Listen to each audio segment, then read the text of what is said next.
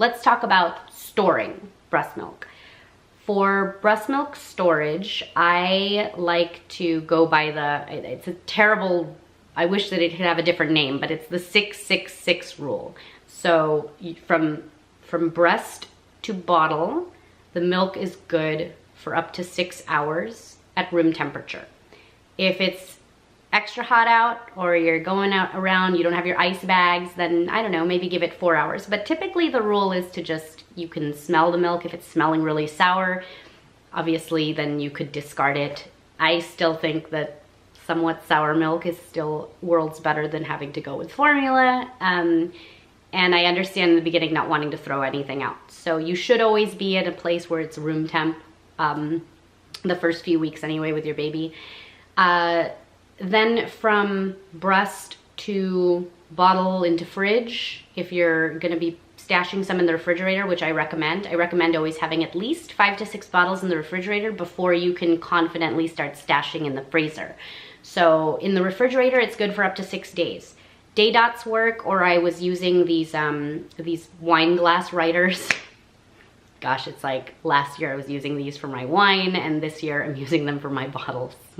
For the freezer, you could confidently keep it in there for up to 6 months. Sometimes longer if your freezer is just being used for breast milk alone, but if it's one of the freezers that your kids are constantly opening it up for ice cream, or you know, that's where a lot of your meals are and you do a lot of prep that way, then you know, maybe 4 months. I don't know, it really depends on how often you're opening and closing your freezer. Keep checking your deep freezers as well. Make sure that they're constantly on. That's like a big paranoia issue of mine.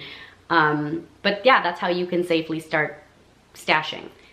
Why do people write the time on their breast milk? So I haven't looked into this too much, but I have seen many articles and I've heard that your breast milk in the morning is it's the highest concentrated in the proteins. So they call it the dream milk, meaning that that's the milk that you'd want to give your baby if you want them to have a longer sleep. I don't know how true that is. You could fact check me if you want to leave a comment. If you know more about that, then perfect, great. So it's Friday night, technically his 3rd day of life, and this is what we've got. Day 3. Day 3. So, just trying to encourage you all. See how much more we can get tomorrow. Oh, there's also bottle steaming, which is a big one. So once a week, like usually on Sundays, I still like to boil everything. I take a big pot, put it on the stove, water, set it to a boil, and keep all the pieces in there for a few minutes just to give them a good clean once over. The steamer that we chose was the same steamer for the bottles that we're using this time around. It doesn't matter as long as you are descaling. We descale our steamer at least once a week because I'm using it so often. And that's just where you put vinegar in there, you let it do a run, and it just sanitizes and cleans it that way. But I went with an electric steamer. I don't like really using the microwave at all for anything, except to, I think we've only used the microwave for like popcorn in the past 5 years. We just don't use the microwaves. Anyway, I just prefer an electric steamer. It steams for about 3 minutes, and then what I like about this steamer is that you can set it, and you can it's one of those set it, forget it. If you were to not open it up for 24 hours, everything in there would still stay sanitized, even if you kept the lid on. But from there, you know, I usually put the bottles off to the side and let them just kind of air dry. For freezing bags, I really like the Lancino bags. I'll use Medela too, it doesn't matter. Just follow the instructions. Don't put over 6 ounces in these bags. I think some of the Medela ones, they don't recommend going over 5 ounces. At first I was like, why, what's the point? It fits. I could fit 8 ounces in here. I learned the hard way where I was starting to thaw out my bags and they would explode on me, or they just didn't last in the freezer, and that's a terrible feeling, looking into what you're thawing out and it's all milk mixed with, it's terrible. When it comes to thawing your bags, Thawing is a process on its own. If you want to thaw from the refrigerator and you don't have a milk warmer, it's really easy. You could just take warm water from the tap, and as long as your baby is not screaming and you're waiting on that milk, you know, just take the warm water, fill it into a little bowl, and you could stick the bottle in there and let it thaw out to room temperature slowly. If you're putting really hot water in there, just test it. You know, I do the test here for milk to make sure that if it's too hot right here on your wrist, it's gonna be too hot in your baby's mouth. So that's where I do that test if need be. Other than that, I'm not putting boiling water into the, you know, to warm up my little bottle of milk. When it comes to thawing out your frozen bags, it's the same concept. You just would take the frozen bag, leave it in warm water, and let it kind of thaw that way. Oh, the engorgement phase. So a lot of people don't tell you this, but by day 4 or 5 after having a baby, you're gonna wake up and your boobs are going to be rock hard. That means the milk is really about to come in. It's gonna be 1 or 2 days of pain. That engorgement, it's where a lot of women really give up and quit entirely. It's so painful, and you're still only 4 or 5 days in, so you're not really getting that much milk. You're gonna feel like it's gonna hurt. It's going to hurt, combined with the baby, you know, still getting their latch going. So you're gonna go through raw nipples, soreness. I recommend a lot of those gels that you can refrigerate to help cool. My first 2 to 3 weeks, even of breastfeeding and pumping, I was literally just wearing my pump bra, and I'd have like those cloth, like linens, the cotton ones actually, that were just safe to wear around the house. I looked crazy, but it was whatever I could do to get them to heal faster. So whatever you can do to get your boobs to heal faster, go with that. Really the best thing is to keep them aired. Anytime you start closing them off, it gets a little bit. When I'd have to go out, I got these Medela, they're called soft shells, and I love those, except for that once they start filling up, when I would bend down, I would have instances where I would just leak through my entire shirt because they have these little holes. But I've heard of many other products you can use to avoid spillage like that, like the Haka that a lot of women love to use. So there's that. I've just found that the shells helped for me because I needed that airspace between my nipple to a shirt or to any kind of material, just so that they could breathe for the next session in. Once you get past that engorged phase, obviously just stay home those days. They're kind of painful days. Not gonna lie to you, you will literally feel like there's no way they could get any bigger, and then they do, and it's painful.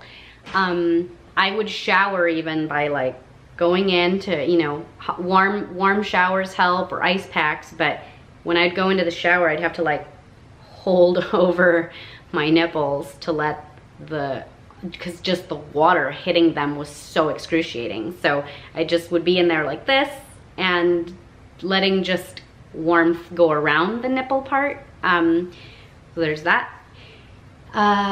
What else? Yes, so once you get past that engorgement phase, congratulations, your milk is gonna really start coming in now.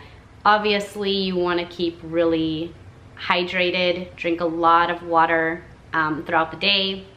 That is how to begin pumping. If you want to get into this pumping journey, like I stated earlier, the best thing you can do is to get yourself on a schedule and stick to it.